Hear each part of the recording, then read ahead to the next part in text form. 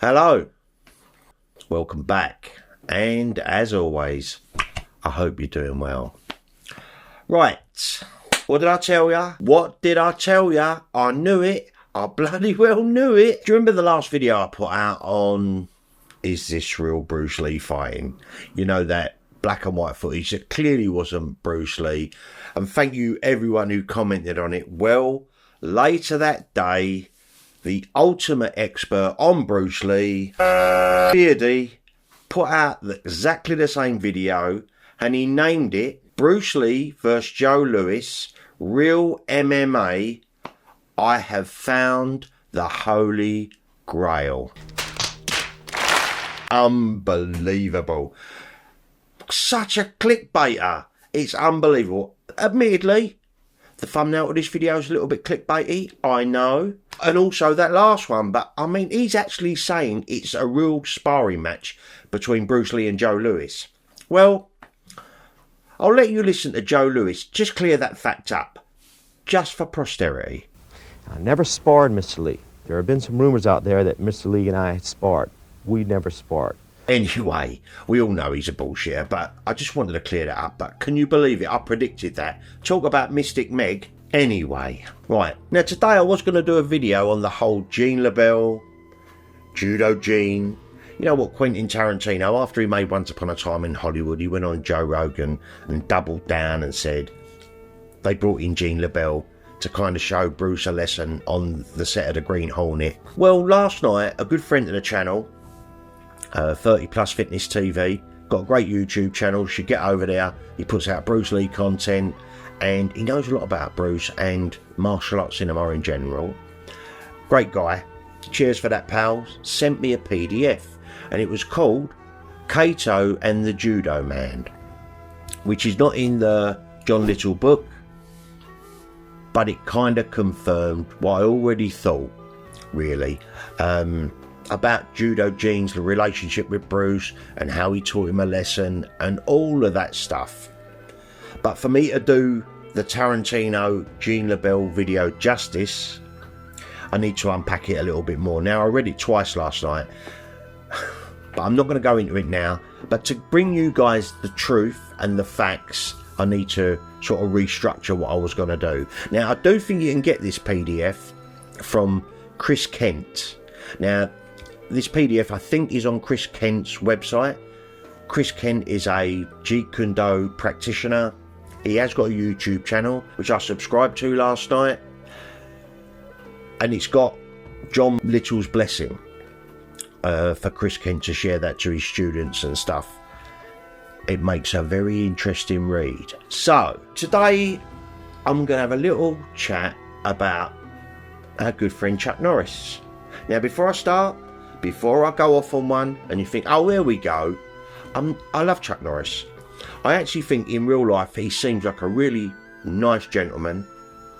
He's been a great role model to a load of kids and people over the years, and he is a great martial artist. Unbelievable. I mean, world champion, etc, etc, etc. But over the years, post Bruce Lee's death in 1973, we've heard Chuck Norris say he wasn't a real fighter. He did it on the Conan O'Brien show. Did you guys ever go at it in a real situation? No, I was a professional fighter. I fought professionally then, and Bruce was very, very good, but he never fought in the ring. Really? No, he never fought in the ring. He also said this on CNBC. They're not fighting each other. No, I was a professional fighter. And he was not. But he was good. He was good. So you could have beaten him. Well, I don't even know. I didn't want to go there. I didn't go, and Bruce didn't want to. You're being modest. Bruce didn't want to go there, and I didn't want to go there. But anyway, we worked out together. And others, throughout the years. And I get it. I do get it. After Bruce Lee died in 73, there was a void. There was an absolute void.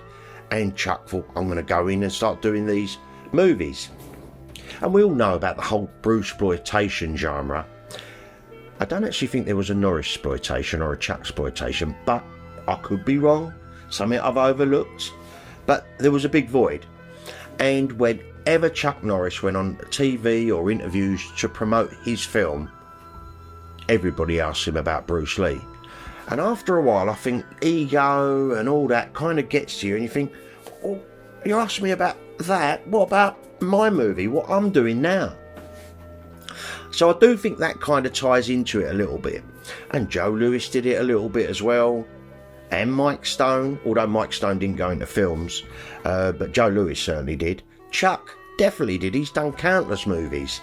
20 plus, I don't know, maybe 30 movies. I actually don't know. In the Washington Star, on August the 16th, 1970, Bruce Lee read out a passage that was in the sports section. And I'm going to let you hear Bruce read that quote out himself first. In the Sport Week of the Washington Star, printed in Washington, D.C. on August 16, 1970, quote, 3 of Bruce Lee's pupils, Joe Lewis, Chuck Norris, and Mike Stone, have between them won every major karate tournament in the United States. Joe Lewis was Grand National Champion 3 successive years. Bruce Lee handles and instructs these guys almost as a parent would a young child, which can be somewhat disconcerting to watch. It's like walking into a saloon in the Old West and seeing the fastest guy in the territory standing there with notches all over his gun. Then in walks a pleasant little fellow who says, "How many times do I have to tell you? You are doing it all wrong." And the other guy listens intently. Unquote. Chuck, Mike Stone, Joe Lewis was all in their prime. I think Chuck was only 30 years old. Absolutely in the prime of his life. And yet none of them called Bruce Lee up and say, "Hang on a minute, what are you saying? That is wrong." Now, out of Carved Out of Stone podcast, which is on YouTube, I mentioned it in the Alley video. I highly recommend you go over there. And you've got Randy Roach, John Little and Sean who host the podcast. And I do hope you've taken the time to listen to that podcast. I really, really do. I've subscribed and I hope you guys over there are subscribed to that as well. John Little recalls an anecdote from early research in his Wrath of the Dragon stuff. And obviously John Little interviewed everybody who knew Bruce Lee and cross-referenced. So all his book is full of quotations and all that. So you can check out these facts. Now, he reckons it possibly come from Ted Wong, who was one of the last close students of Bruce before he died. And John humbly says, you have to count this as hearsay, but I'm going to read this out to you.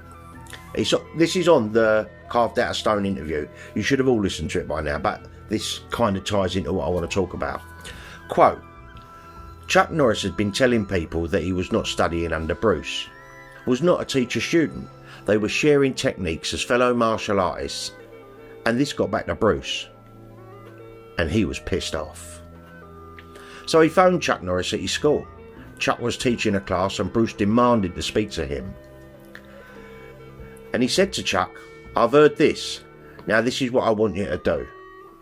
I want you to hold your phone out so I can hear, and I want you to tell your entire class that you are my student." And Chuck knew if he didn't say it, Bruce would be at his dojo. And so he did. Unquote. Literally, that is quoting what John Little said. In fact, later on, Chuck actually wrote a letter to Bruce, kind of apologising. Now, I've got that letter, but I'm going to read it to you. Quote, "Dear Bruce, just a note to wish you great success on the movie and to clarify any misinterpretations that you have heard about our training together. I have told hundreds of people that I have trained with you. My ego is not such that I'm ashamed of it. It was a privilege learning from you. From you. One thing I never do is mention you in the same breath with Kung Fu. I mention you as a master of the martial arts because of your proficiency in all of them. So I always say that you're the master of your own art. Anyway, that's enough of that. Bruce, I hope 1973 is a great year for you, and give my regards to Linda and the kids. Take care, Chuck." Unquote. unfortunately 1973 wasn't a great year for Bruce. That's the year he sadly passed away. The biggest crime ever as far as I'm concerned. I mean, Enter the Dragons, he was already a star, especially in Hong Kong, but this sent him global. Anyway, so Bruce was good enough that Norris, Stone and Joe Lewis went to Bruce for instruction. They may tell the media and other stuff like that he was just a film guy, but what martial arts champion go to a movie guy for instruction, for lessons? And that's another point as well. They all went to him in Culver City. I think that's where Bruce was living at the time. He didn't go to them, they all went to him. When do you ever get your teacher coming to you? You go to them to learn. And that's just the way it is. Now, according to Wrath of the Dragon, Bruce's street record was 36-0 and his sparring was 27-0. So that is 63-0. Now, we know Chuck Norris won many karate point tournaments. We know this. But Chuck street fights, 0. And he actually says it on the David Letterman show. Because I've been at it 22 years and I've never had to use it. And I hope. Really? Is that right? Never have. Now, this video isn't about putting Chuck Norris down. I have got a lot of respect for Chuck Norris. But off the top of my head, if you asked me to name 5 of his movies, I would say Good Guys Wear Black, The Octagon, A Force of One, I'm struggling, one of the Expendables 2, possibly. I don't know. I honestly don't know. And if you're honest with yourself, I want you to answer this question right now. Best Chuck Norris fight? You thought Away of the Dragon, didn't you? Yes, you did. You know you thought Away of the Dragon. We know this. And that is why everyone, when he gets interviewed, they always go back to that. And it is one of the greatest martial art fights ever put to celluloid. We all have to agree on that. It's amazing. But let's be honest, that was the first one that popped into your head, wasn't it? So there you go. That's my thoughts on it all. I think this book needed to be written. I can't thank John Little enough for this. And he says it on another podcast. I wish I could remember the name of the podcast now. But I'm going to let John Little finish this video off in his own words. Right? I'm sorry for the guy's podcast that I got this off of. But this, for me, says it all. So I'm going to leave you with this, guys. Have yourselves an amazing week. Much love. Subscribe to the channel if you want. And I'll be back with another ramble real soon. Take it away, John Little. Now that's why in the book, it's dedicated to the fans. Yeah. We were right. You know, our perceptions were accurate. This guy was phenomenal. He was everything we thought he was.